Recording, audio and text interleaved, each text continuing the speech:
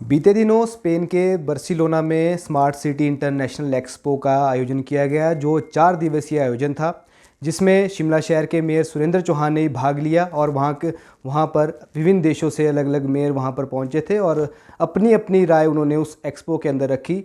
अभी हमारे साथ खास बातचीत के लिए मेयर सुरेंद्र चौहान जी है, इनसे बातचीत करेंगे। सर, 4 दिवसीय आपका दौरा रहा स्पेन का, और वहाँ पर स्मार्ट सिटी को लेकर बैठक भी थी। काफ़ी कुछ एक्सपोजर, कुछ बहुत कुछ सीखने को भी आपको मिला होगा। क्या कुछ नया आप जो है शिमला शहर के लिए वहाँ से सीख के लाएं, और क्या लगता है कि यहाँ पर भी वो इम्प्लीमेंट चीज़ें होनी चाहिए? देखिए, हम लोग बार्सिलोना स्पेन में गए थे और एक बहुत सुंदर शहर है वो। यूरोपियन कंट्री अपने आप में बहुत सुंदर है। और उसके अलावा अब जब हमारा जो स्मार्ट सिटी को लेकर के एक्सपो विज़िट थी, विभिन्न देशों के उसमें लोग आए थे, मेयर भी आए थे और उनके रिप्रेजेंटेटिव भी आए थे। और जहाँ जहाँ स्मार्ट सिटीज़ हैं इंडिया में, इंडिया पेविलियन के नाम से वहाँ पे हमारा जो स्टैंड था वो खुला था। और बार्सिलोना में जो हमारे एम्बेसडर है भारत की, उन्होंने उसका उद्घाटन किया था। और हम उस पर उन्होंने सारी चीज़ें हमने उनको दिखाई कि आगे हम क्या कर रहे हैं। और जैसे भारत में के जो इंडिया की जो कंट्रीज़ हैं, जैसे हमारी स्टेट्स है, कर्नाटका है, बेंगलोर है, और जो दिल्ली है, जो जो स्मार्ट सिटी के अंडर इसमें लिया हुआ था उनको, वो सभी लोग वहाँ पर आए हुए थे। बेंगलोर है, वो काफ़ी जो स्टेट्स थी वो लोग भी, उन्होंने भी रिप्रेजेंट किया था। तो हमने अपने विचार साझा किए, क्योंकि स्मार्ट सिटी अब क्लोज़ हो रहा है। स्मार्ट सिटी अब क्लोज़ क्या हो रहा है, क्लोज़ हो चुका है।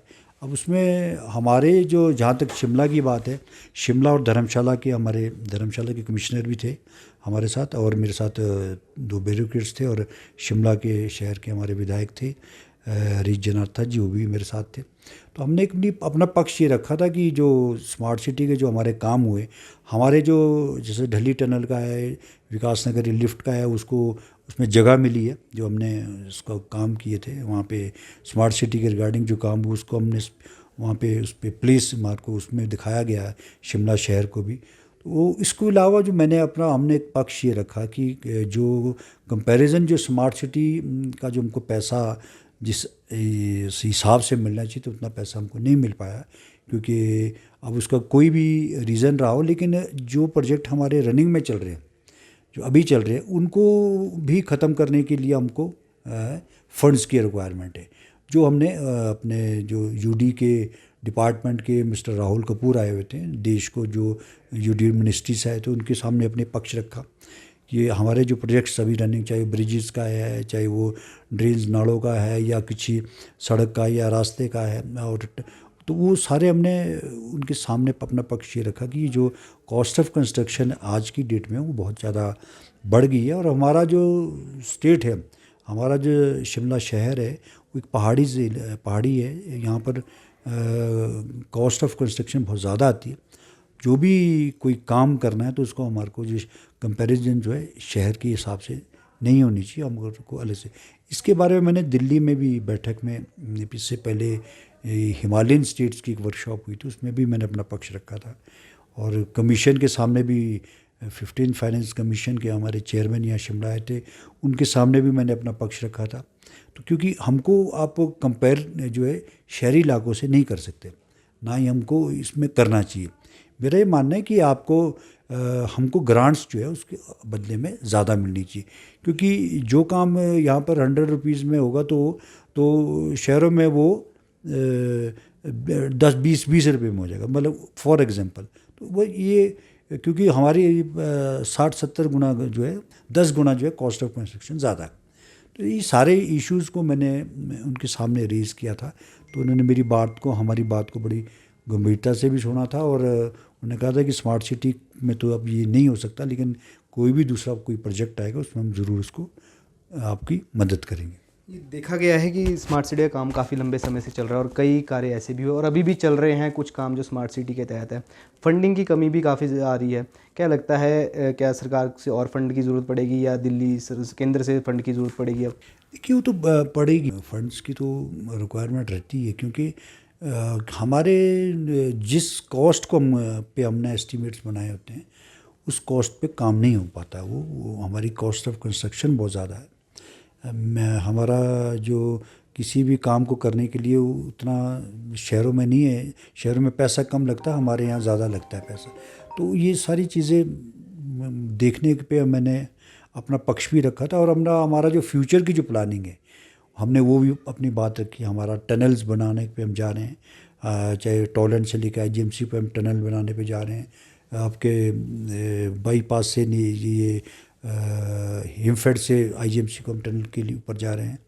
तो और रोपवे पे हम काम कर रहे हैं, रोपवे हमारा जल्द काम शुरू हो रहा है मार्च में, और मैं समझता हूँ कि हम उसको जल्द से जल्द उसकी बैठक भी मैं बुलाने जा रहा हूँ, ताकि ट्रांसपोर्टेशन, क्योंकि हमने उसको ट्रांसपोर्टेशन सिस्टम से जोड़ा।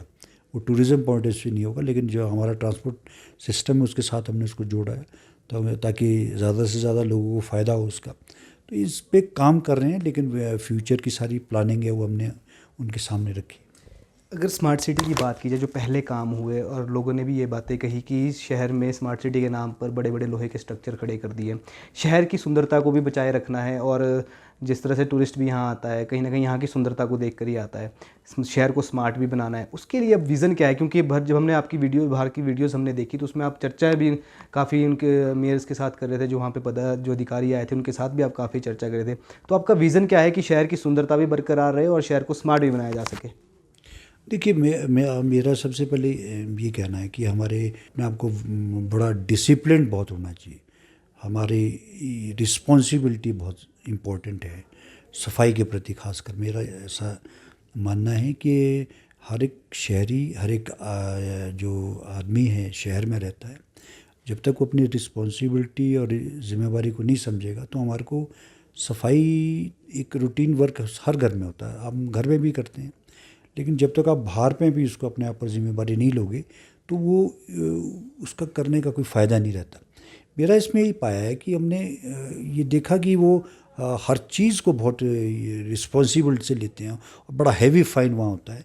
आप कानून का कोई उल्लंघन, कोई ट्रैफिक का, आपकी गाड़ी चलाने का सिस्टम, और सारी आपके लिए अलग अलग रास्ते बने हैं चलने के लिए, साइकिलिंग के लिए, आप पैदल, क्योंकि हमारे यहाँ वैसी व्यवस्था नहीं है। कुछ हमारे यहाँ कमी भी, हमारी बहुत ज़्यादा पॉपुलेशन है, उस पॉपुलेशन के हिसाब से हम लोग उस फैसिलिटी को नहीं दे सकते।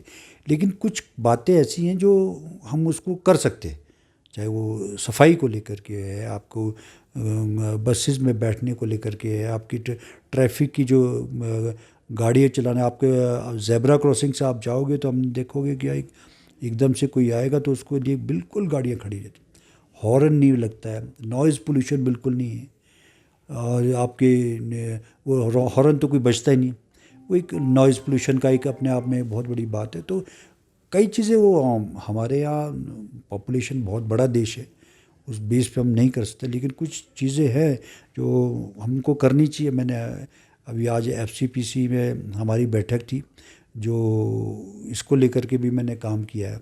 आज उसको हमने प्रस्ताव लाया, जो हमारे रेन शेल्टर्स है शिमला के अंदर, उसको हम टेंडर के माध्यम से हम उसको चाहते हैं कि कोई भी बैंकर्स है या कोई होटलियर है या कोई बड़ी ऑर्गेनाइजेशन है, वो अपने ऐड भी करे उस रेन शेल्टर में, और उसकी लाइटिंग और लाइट मीटर हम देंगे, बिजली की मीटर हम देंगे उसमें, और लेकिन उसको सफाई व्यवस्था और उसको सुंदर रखने के लिए वो एक इम्पोर्टेंट एक सब्जेक्ट है, उसको मैं हाउस में ला रहा हूँ अभी इस बारी। एक उसके अलावा सोर्स ऑफ इनकम भी हमारा बढ़ेगा साथ साथ ही। ये सारी चीज़ें करने के लिए है, और आने वाले समय में कुछ और भी करूँगा। ये तो रही 4 दिवसीय दौरे की बात, और आपने अपना विज़न भी बताया कि क्या कुछ करना है। अब आपका फिर से एक दिल्ली का दौरा भी है, किस लिए आप वहाँ जा रहे हैं और क्या कुछ वहाँ पर जाकर चर्चा होने वाली है, और किसके साथ आप मिलने वाले हैं वहाँ पर? देखिए, urban ministry of urban affairs ministry के ये ऑर्गेनाइजेशन है, उसको वो प्रोग्राम करते हैं इस फील्ड में कि आप चैलेंजेस ऑफ आपका क्लाइमेट चेंज पे भी बोला जाता है, और आपके कैरिंग कैपेसिटी क्या है आप उस पर भी बात की जाती है, तो और हिल्स हिमालयन स्टेट्स के ऊपर बोला जाता है, तो और पोल्यूशन और एनवायरनमेंट पे बोला जाता है। तो मैं इस पे अपनी बात ये रखता हूँ कि हमारा हिमाचल एक ऐसा प्रदेश है जिसमें 62.5 हम फॉरेस्ट कवर्ड एरिया है, और हम पूरे नॉर्थ को ऑक्सीजन देते हैं, लंग्स के रूप में हमको जाना जाता है। लंग्स ऑफ नॉर्थ को लेकर के। और शिमला एक पर्यटन नगरी है और जिसका इंटरनेशनल पे मैप पे हमारी ग्रीनरी यहाँ पे बहुत बढ़िया है, साफ़। लेकिन ये चीज़ें मैं इसलिए उठा रहा हूँ कि हमको इसके बदले में कार्बन या ग्रीन फीस उसमें मिलनी चाहिए, या हमको जब उसके हम केयर करें तो हमारे को बड़े बड़े देशों में सब में ये मिलता है। स्टेट का भी शेयर होना चाहिए, और ख़ासकर हम हिमाचल प्रदेश का भी और शिमला का भी। वैसे ही हम पोल्यूशन को भी हम कंट्रोल करते हैं, क्योंकि मेरा ये मानना कि पहाड़ अगर साफ़ सुथरा और सुंदर रहेगा, पर्यावरण वहाँ का साफ़ सुथरा रहेगा, तो प्लेन्स में भी अपने आप वातावरण, पोल्यूशन और इन्वायरमेंट अच्छा रहेगा। अगर पहाड़ ही ठीक नहीं रहेंगे तो वो नेचुरली फिर नीचे भी गंदगी और साफ़ सफाई नहीं रहती। तो पहाड़ पे कुछ सुंदर और स्वच्छ बनाने के लिए इन्वायरमेंट, क्योंकि आप जो है ग्लोबलाइजेशन का टाइम आ रहा है, चेंज है बहुत, क्लाइमेट चेंज बहुत ज़्यादा हो रहा है, वो चैलेंजेस उसके बहुत है। हम प्लांटेशन करते हैं, हम इसमें बताना चाहते हैं, हम अपने उन लोगों को भी हम अलग एंगल से काम करते हैं। हर साल हम हज़ारों पौधे लगाते हैं, उसकी केयरिंग करते हैं। तो वो और एक आगे आने वाले समय में मैं ये योजना भी हम ला रहे हैं कि कोई भी अपने बर्थडे, एनिवर्सरी या किसी में भी अपने पौधा लगाए, और पूरे देश में लगाए। मैं ये कहता हूँ कि आप पूरी कंट्री में हर आदमी को एक पौधा ज़रूर लगाना चाहिए, और जीवन में एक बारी ब्लड देना चाहिए। ये छोटी छोटी चीज़ें हैं जो हमारे जीवन को इफ़ेक्ट करती है, और आने वाली जो जनरेशन है हमारी, उनको हम क्या दे के जा रहे हैं, क्योंकि ये एक वर्ल्ड का एक इन्वायरमेंट पे बहुत बड़ा चैलेंज होने वाला है, जो हम समय पे अगर नहीं सुधरे तो बहुत बड़ी मतलब वर्ल्ड पे बहुत बड़ा खतरा मंडरा रहा है। वाटर क्राइसिस बहुत बड़े लेवल पे आने वाला है। ये सारी चीज़ें करेंगे। तो ये थे हमारे साथ शिमला शहर के मेयर सुरेंद्र चौहान जी। इनसे हमने बातचीत की, क्योंकि जिस तरह से बीते दिन उनका दौरा था स्पेन का, और कहीं ना कहीं बहुत कुछ नया कुछ वहाँ से सीख कर भी ये आए हैं, और कोशिश भी ये कर रहे हैं कि शिमला में इसको इस्तेमाल किया जाए, क्योंकि हिली एरिया है। हिली एरिया में बहुत सी चीज़ें सोच समझ कर विशेषज्ञों का पहले इसमें विशेषज्ञों की इसमें जानकारी लेनी पड़ती है, उनसे बातचीत करनी पड़ती है, उसके बाद अगली रणनीति बनाई जाती है। इनका भी दिल्ली का दौरा भी है, और वहाँ पर भी ये जाएंगे, वहाँ पर यूडी डिपार्टमेंट के साथ ये मिलेंगे भी, और वहाँ पर चर्चा भी करेंगे, क्योंकि जो प्रोजेक्ट्स यहाँ पर चल रहे हैं उसके लिए पैसा भी लेना है, और कहीं ना कहीं जो कार्य रुके भी पड़े हैं उनको भी सुचारू रूप से चलाना है। आप ऐसे ही देखते रहें हिमाचल न्यूज़ 24/7। मेरी सहयोगी उर्वशी चंदेल के साथ मैं कमल भारद्वाज।